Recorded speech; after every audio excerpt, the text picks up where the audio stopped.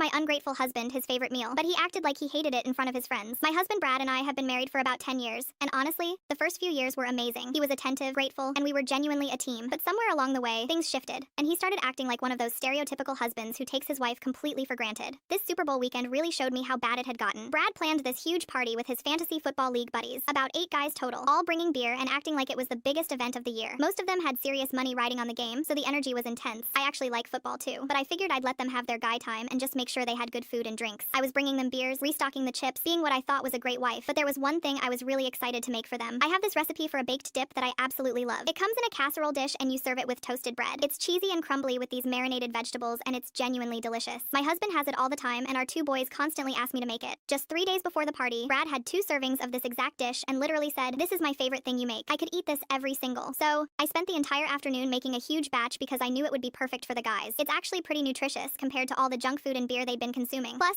it's great for sharing. I brought it out during halftime feeling so proud because it came out absolutely perfect. The cheese was golden and bubbly, the vegetables were tender, and the smell was incredible. At first, the guys just waved me away because I was blocking the TV for like 2 seconds. Fair enough, big play happening. But then, Brad looked down at the dish and his entire face twisted up like I'd just served him a plate of expired garbage. "Babe, what is this?" he said loud enough for everyone to hear. "I thought you were making nachos." I must have looked completely shocked because this man ate this exact food 3 days ago and praised it like I was a professional chef. Then I noticed all his friends were snickering and making glances at each other. One guy literally pointed at my food and wrinkled his nose. Another one made this exaggerated gagging gesture. That's when I realized exactly what was happening. Brad was showing off for his buddies, playing the cool guy by publicly trashing his wife's cooking, making me look like some clueless housewife who can't even make decent party food. The disrespect hit me like a truck, but I wasn't about to let these guys see me hurt or embarrassed. I smiled real sweet and said, "No problem, baby," and took the whole casserole dish back to the kitchen without another word. You know what I did? I ate the entire thing myself over the next hour and a half while sitting at the kitchen table scrolling through Reddit on my phone, and it was absolutely delicious, just like it always is. I could hear them in the living room getting louder and drunker, probably wondering where their food was. I didn't care. About an hour after I took the dip away, Brad comes strolling into the kitchen with this expectant look on his face. "Baby, where are the nachos?" he asked like nothing happened. "It's been so long. The guys are getting hungry." I genuinely just started laughing, like full-on laughing in his face. "Yeah, right," I told him. "You wanted nachos? Should have said that before you acted disgusted by my cooking in front of your friends." His face went completely white. "Come on, babe. I was just joking around with the guys. You know how it is." "Oh, I know exactly how it is," I said. "You humiliated me to look cool. So no, there are no nachos. There's no anything. Go order pizza." He tried to backtrack, saying he didn't mean it, saying the guys were just messing around, saying he actually loves my cooking. "Then why didn't you say that when it mattered?" I asked him. He had no answer for that. His friends ended up ordering Domino's, and I stayed in the bedroom for the rest of the night. The next morning, after everyone left, Brad tried to apologize, but it felt hollow. He said he got caught up in the moment and didn't think about my feelings. I told him that's exactly the problem. He didn't think about my feelings at all. I haven't cooked anything for him since that day. He's been making his own meals, and honestly, I don't feel bad about it at all. He keeps asking when things are going back to normal, and I keep telling him I don't know. Maybe when he learns to respect his wife in front of other people, we can talk about me cooking for him again. Right now, he's on his own.